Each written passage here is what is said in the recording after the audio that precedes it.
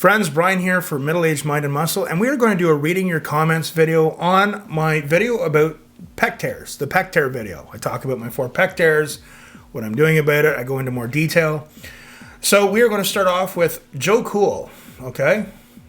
As in, I guess that means like Joe Cool.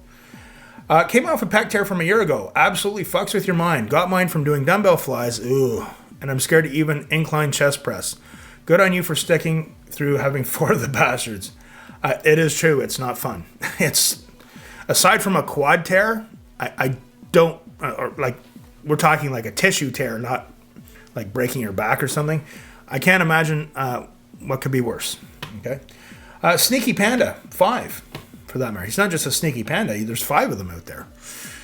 Great video. Subscribe to your channel. I really appreciate that. As you know, being a YouTuber, times are different now. I hate watching YouTube video where like people, the first 2 minutes, please subscribe, man. Like, fuck off. Sorry. Okay. Fellow Canadian here. Actually, cool. What part of the world or what part of our country are you in? I actually work in MRI CT. Haha, and they definitely aren't forgiving for wide shoulders. No, they're not. The one I went to, just for your information, was in Kingston, Ontario. And yeah, I actually had to go in it like this. It was like, anyway. The point is, the matter though, is they should have been on it a lot quicker. You don't have a massive tear. So what had happened was, after that tear, where I lived, in the small town I lived, fortunately, I was about 2 blocks at the time where my apartment was. I was 2 blocks from the hospital. I had already been there a couple times. 3 days after my pec tear, I had a hematoma going all the way around my body. I had bags of blood hanging off of both arms and my back. And I went in there at 3 in the morning with a loose unbuttoned shirt on. I just dropped it and I looked at them. I said, can somebody fucking help me out here? So they got right on, people were freaking out. They called the x-ray technician. They called another doctor in. I think they got me into ultrasound right away. But, you know, you got to make a bit of a scene if you want to get looked at in Canada. So, but yeah, I was really disappointed with the whole thing. But that's why I elected to just not have the surgery. But the downside of that is you don't have that connective tissue anymore. So, again, you know, even my last couple of tears, even back then, like my body's like, oh, you can handle 5, no problem. Your mind's saying that, but your body's like, yeah, no, man, 315, snap. So, question on pec tears. I'm going on 10 years of serious training and do chest, shoulders twice a week. I have a grip on the bar that is somewhat between a close grip and a regular grip. Bench press seem to work best for me in terms of chest growth and tricep development. For me personally, I would almost say close grip bench is you know, elbows in. Probably that and dips when I was able to do them. It's a toss-up for the best mass builder. But again, a lot of guys snap pecs from dips too. You see them like with 3 plates with the chain around the belt and trying to dip with that. It's like, yeah, but wait till you get down to the bottom. Anyway, be careful when you're dipping, okay? Don't double dip. During my workout sets, I usually do 315 for 4 sets of 6 to 10, okay? Pretty strong dude. I'm getting to the point where I can get 10 on each rep, but recently, every now and then, I'll get a sharp pain in my chest about 2 inches medially from my armpit. Yeah. I want to progress in weight, but do not want to tear a pec, and I'm fearful that this may be a warning sign. I'm currently trying to increase strength in the stretch position with pause bench and wide dumbbell flat presses. Lighter weights. How long do you recommend strengthening the soft tissue before going back and trying to push the weights higher? 1 month or 2. So, Sneaky Panda, I'm going to tell you a couple of things I haven't talked about in our videos yet of the pec tear. There was a prelude to my first pec tear when I was a kid, and I'll tell you what it was. So this is back in 95.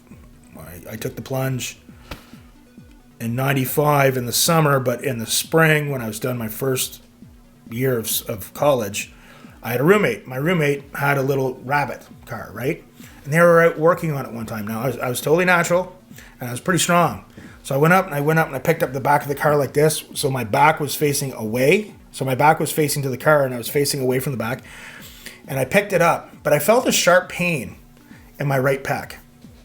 Put the car, and it always kind of felt weird after. Well, you know, hopping on the gear, thinking I was going to be indestructible, and, you know, my body was fine to a certain point, and then that day I was lowering, I remember it was 5 wheels. I lowered it, and at the bottom, it usually is always, for me, I have a friend who actually tore it on the positive part. He was about to rack it, but you don't hear that too much. It's usually on the descent. So for me, usually there's a prelude to the tear. Okay.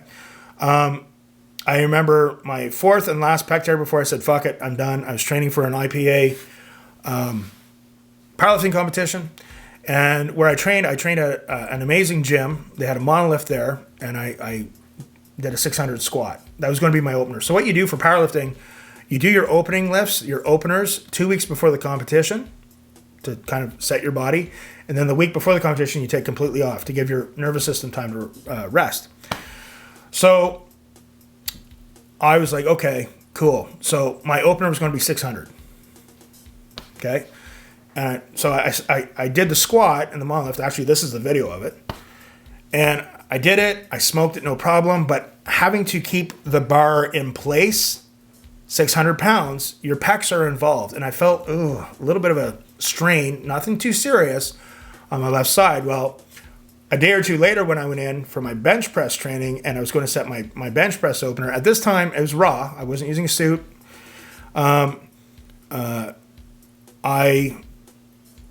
Because of my pec tears, I had already had 3, and I had my third one was like just the year before.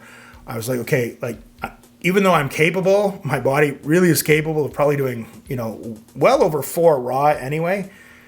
I'll do my opener at 320. Okay, so actually when I competed in Toronto, an event, sorry, I'm trying to get all this straight in my head. So I still didn't fully recover from my third pec tear. But the idea was, at the time, to just do it safely, qualify for Canadian Nationals. And I did a 314 bench with a not completely healed pec, and I smoked the bench. It was no problem. And the judge even leaned over. He said, dude, when are you going to put some real weight on that?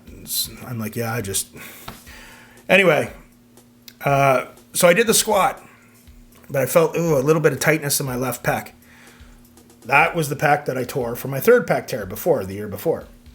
So on openers, I was just lowering it. Just the weight started feeling heavier than normal, even like 225 and 275. And then I lowered the 320 and boom, just like that. My fourth tear was the least traumatic of the tears, but it was still bad enough. And at that moment, my spotters helped me. They threw it on the rack. I said, I'm done. I stood up and said, I'm done. Powerlifting is fucking done for me. And I left. Like that was it. I was already, again, I don't want to keep going back to this bullshit, but I was already not in a good place. I was in a horrible relationship. I was just not in a good place in my life. But usually what I'm trying to tell you, Sneaky Panda, is that there's a prelude. Okay? I'm not talking about a piece of music. I'm talking about a prelude in the sense that there's an event that usually happens before the tear. So to me, it sounds like what you have going on is already your prelude. So I would really get that looked at and be careful. I hope that helps you. Nikki B. Jammin, 7629. Ours is Fuad too, LOL. He's talking about the U.S. So depends on the area in the community. It's where we the people, wherever you go. Sometimes it's not good. So that's a great comment. And I want to tell you, I really try and avoid politics on my YouTube channel because nobody wins when you get into that. I have a lot of amazing friends in the United States. One of the things I love about the United States, people talk about how nice Canadians are. I actually find when I go to the States, Americans are much friendlier than Canadians, but that's just me. But I'm Canadian, so I can say that. But the American healthcare system, if you can afford it, I'm sure you get the best of the best. But some of the things that they do, I think are a little bit unethical. And I have friends that live in the States that they're like, dude, like I'm one accident away from bankruptcy for the rest of my life for me and my family because of the way it is. But at the same time, love the U.S. Big thinkers. For me, there's a lot of nice people there, man. I like that about, I think sometimes in Canada, as Canadians, sometimes we limit our thinking or think that we're second best. And it's like, well, let's think big, folks. So for me, I've always loved the United States for that, without getting into the geopolitical stuff going on. But here in Canada, one of the things is that, we pay a higher tax. And I think the people in the healthcare system try their best. There's wonderful people, but it's flawed.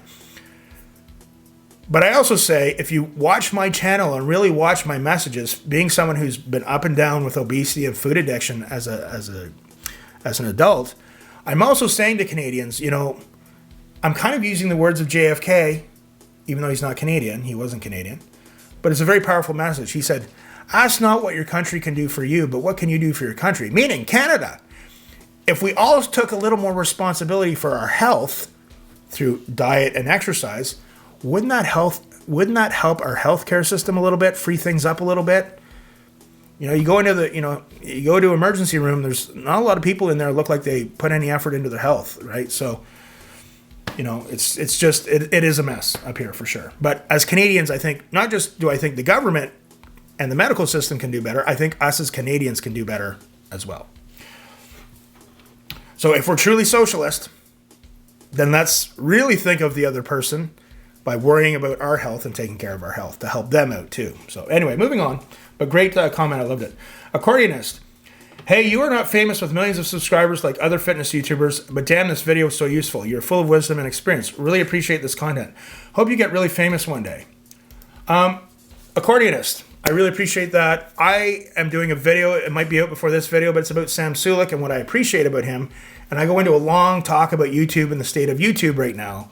And I want to tell you, I really appreciate that. But I want you to know, as having some previous experience with YouTube, I went into it this time with really low expectations for YouTube, but I keep my expectations of myself high.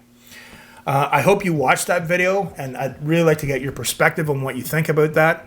One of the things I love about Sam Sulek is the fact that, you know, it's not a polished channel. Like a lot of the YouTube channels now, they're not single person's creativity. They're like companies, right? They're companies. Big companies have YouTube channels because they want to make the money, and then it kind of makes it hard for the smaller people. Not that I'm complaining. It's whatever, fair game, you do whatever. But he's kind of bringing things back to the way it used to be. Hey, simple. Me talking with my camera, low production, low editing, and this is how I am. Like it or don't like it. I really appreciate that. I also want to tell you a funny story. When I had my YouTube channel, when I was a sponsor athlete, I had a couple of videos that were kind of bad actually, but they went semi-viral. I had a couple of videos that went 300, maybe 500,000 views. Oops. And I had about 6,000 subscribers. Nothing big. I didn't really think I was much. You know, I was at the Arnold Classic. I was at a few gyms in the States where people were like, hey, you're from that channel. And they come up and took their picture with me. It seemed really cool, but at the same time, it kind of freaked me out. So between me and you and YouTube, the thought of being famous, I actually find that quite scary.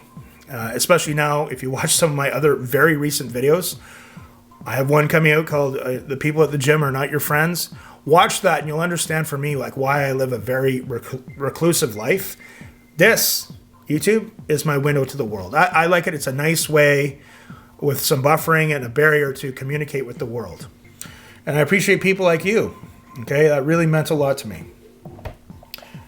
ACL Smash 1168. Hello, friend. I have a question. How do you get over powerlifting? Oh, I remember this comment. I'm almost 40 now, and all I care about is lifting heavy ass weight. And that's pretty much my goals in life, to lift heavy ass shit. That's it. But I'm not retarded. Can I say that on YouTube? I now will not be able to lift like this forever. I know I won't be able to lift like this forever, and I'm asking advice on how to get over it in the next 10 years or so. Thanks for any help you can provide me. It's really simple. ACL Smash or ACL, is that like ACL for your knee? Your body is going to tell you. So one of the things with me is that I'm not an advocate for heavy lifting once you're past 50.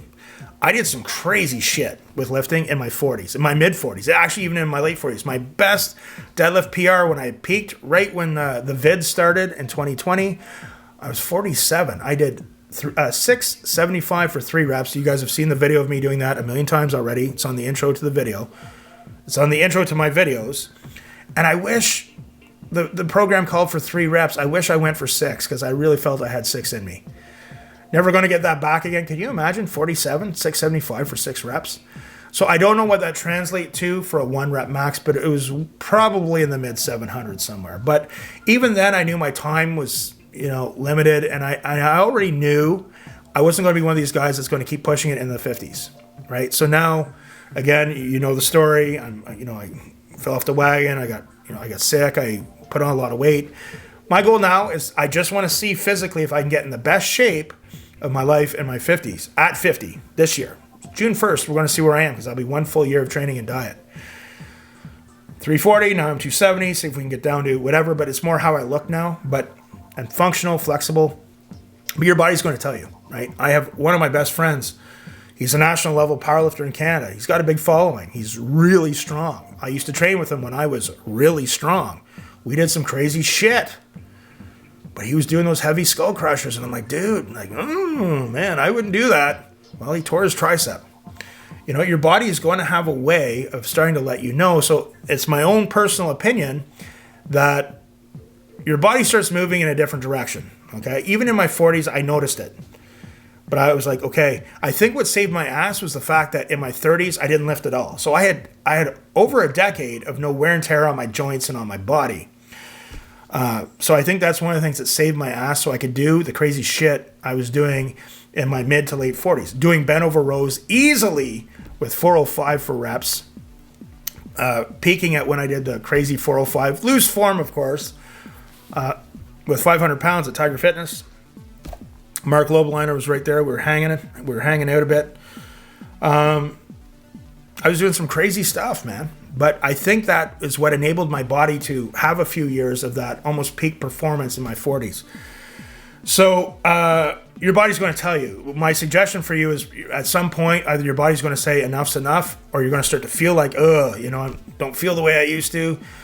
But your body's going to say, hey, dude, you can still do really cool things, but now get more into set some different goals and, work with me. Don't work against me anymore. Nothing against people who want to lift heavy in their 50s. There's still a part of me that says, I wish I could do one deadlift competition, hook grip, see if I can smash out 700 pounds and then just say, okay, I did it. But my hips and my chiropractors say, no, don't. They have a way of telling me. I don't want to have a huge load of weight on my back when I'm squatting. I just don't want to put the strain on my hips. But anyway, I'm going on and on. It's because I want to thank you for watching the channel, for watching the video and commenting. I hope that helps you. Your body is going to tell you. I just hope you figure it out before your body does tell you. My good friend, Tall Man Jude, I was saying today, I was watching one of his videos. He was saying about, he just gets me in that zone, man. When I listen to Tall Man Jude's videos, it's like, man, it's getting me pumped up. If I have to go collect money from someone, I want to listen to Tall Man Jude. We would make a good money collection team, I think. 4 pec tears is serious business. Oh, yes, it is, my friend. Crazy you had to wait months for an MRI, and everyone in the U.S. raves about your healthcare system. Well, there's good and there's bad. I'd already talked about this a little bit earlier in this video, so I won't get into it too much. But if you're in the States and you got a good insurance policy, you're going to get the best of the best. In Canada, it's not, if you need a serious operation, because it is a social format, everyone is covered, which is great. I think everybody, even my friends in the States, should have basic coverage so they can walk into a hospital and get looked at without it costing them their financial future. But yeah, it's very flawed. But I feel that Canadians can do better. We can do better as Canadians. If we are going to be truly a socialist with our healthcare and watch out for each other, well, we should also take responsibility for our own health, put more effort into it to free up our healthcare a little bit for each other. That's just me. Okay? Hope this sling works out for you. Yes. It's working so good so far. One reason I train how I do with a block is I believe in avoiding the bottom position as much as possible. All my tears happen in the bottom position. This is very true. There is a sweet spot where you get the benefits without the risk. Try these young boys, but they want to find out the hard way, yes. There was a video of Ryan Crowley a few years ago. He was training with Larry Wheels, and he did something no bodybuilder should do. He tried to keep up with Larry Wheels with his lifting. Now, I've met Larry personally. He was very nice. I showed him, he saw a video of me doing the 500-pound bent over rows. He's like, who are you, dude? So I'm just a crazy old bastard from Canada. Ryan Crowley tried to incline 500 pounds. His pec said no. Well, bodybuilding in your career is based on your aesthetics. A part of me says, I'm not really into the bodybuilding on stage competing, but I love the lifestyle. I love the training. I love the supplements. I love the meals. Do I really want to get up there and basically a thong or something and pose? Not really, but it might be something to say on the bucket list. But I look like Frankenstein now because of my tears in my body. And when I'm lean enough, I'm going to show you guys. Not in a thong though.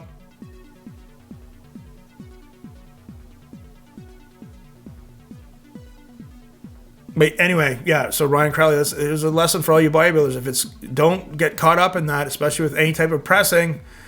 Like you're training with Larry Wheels, dude. Like, no. Ryan he was a pro bodybuilder. I haven't checked up on what he's doing, but it's a hard injury to come back from. And my biggest fear is that his career and livelihood, because I believe he was a sponsored athlete, was over. You know, and then that we live in a weird culture now where people, instead of like training up to a PR, people are like, it's PR every week, man. No, it's not. Your body's going to tell you. Okay. 100% on the support muscles. Been training rotators since the 90s. Thanks to old heads for putting me to the value of it. Also, I think my pull-up addiction has helped. Good luck, man. I appreciate it. I appreciate you. And the AFS 3004, he sounds Canadian. That's what it's all about, eh? Their system is different. Yes, it's very true.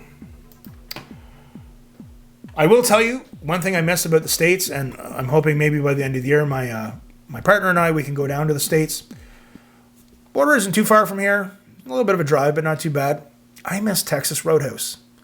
I'm not going to eat the warm buns with the cinnamon butter, but I like that restaurant. Other thing, too, I've done some time in Ohio. I don't mean like I was in a penitentiary, but with training. And Pennsylvania. Waffle House. Although I wouldn't eat there now because I just stay away from sugar, but there's Waffle Houses everywhere. I was talking to my friend Rob Arnold from the band Chimera from Cleveland. Love Chimera. They're one of my favorite bands. Love listening to their stuff on my workout playlist. I was talking to him about, like, dude, there's like Waffle Houses everywhere.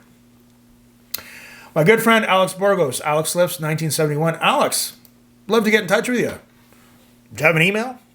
Or you can email me at middleagedmindandmuscle@gmail.com. I just ordered a slingshot on Wednesday. LOL, what are the chances? My bench is pretty weak and wondering if it will help you because you're having some tricep issues, right? I never heard the sling. Well, so it's not a sling. It's not a Mark Bell slingshot. It's not a bench daddy. I love the bench daddies. So when I had a period of time a few years ago at my strongest, I trained with a powerlifting club. And that powerlifting club, if you had no chance at setting world records, you were not walking in the door. I'm not going to mention the name of the club because they've kind of changed names a few times, and I just don't want to get into the politics of it. But I will tell you this. The guy that ran the club, I almost loved him like a brother. He was a great guy, and his partner was an amazing woman. We love the same type of music, and I got to be honest with you, one of the things I hate about powerlifting, and I'm going to do a video about it, is the goddamn politics.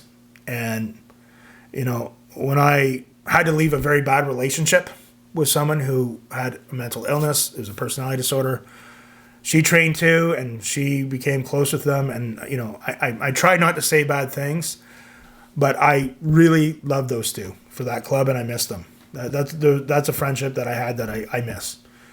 Not my ex. I'm talking about the couple that ran this powerlifting club. But they were all using bench daddies. And in suits, like some of them, there was like 800, 900-pound benchers in that group. And it was like just phenomenal. I was always a raw lifter, so I didn't really get the geared lifting bit. But it was a whole different ballgame. There's a whole different science and training to it. But it was interesting watching. Like, I'm pulling 700 pounds, and there's guys benching that. It was really weird in the same training sessions. But they used bench daddies in their training. They didn't like the slingshot for whatever reason. I'm sorry, Mark, if you ever happen to watch this video. And the bench daddies were pretty amazing, as I talked about in that video. But so the one I'm using is probably a lower end one, but it's still good. It's for what I need. I'm not going to be doing 4, 5, 6, 700 pounds or anything. I just want to build a little more mass on my triceps with some comfort and security, knowing I'm not going to get hurt. So Alex, all the best for that. Drop me an email sometime. Love to talk to you. And I love your channel, man. It's your home gym's awesome. Your lighting's really good. And keep posting. One day I will be down in your area. We will meet, and we are going to film a video doing a workout in your gym. Okay? My good friend Ed. Now, my friend Ed, he was a friend that I met from my other channel. He was a Patreon. He's from Hong Kong, and he is a master grappler. He has a heel hook like no other. I've always sucked at bench. I can bench my body weight for reps, but that's about it. I also do more close grip these days. Good tip about the bench press sling. I'll be on the lookout for one. By the way, kind of missing your guitar videos. He's talking to my old channel called Yes You Can Play Guitar. I talk about that in my recent Sam Sulek video. You guys can go check it out. You can check the channel out and check out more on it. Ed's a good friend. Really appreciate him and his friendship. M. Bradley, 5683. Relatable, man. I had a minor pec tear from benching about my body weight. Oh, that's interesting. I'd like to hear more about that. M. Bradley, if you ever want to comment on this video, tell me about it. Grave Strong. I've had strains in my pec insertions lasting months, and nothing helped me like slingshots. My raw bench went up a lot too, even lifting exclusively in equipment. I love my bench daddy. The bench daddies were freaking amazing. I hope that helps, guys. Thank you so much for tuning in, for clicking subscribe. I appreciate all the support. Remember, this is my therapy.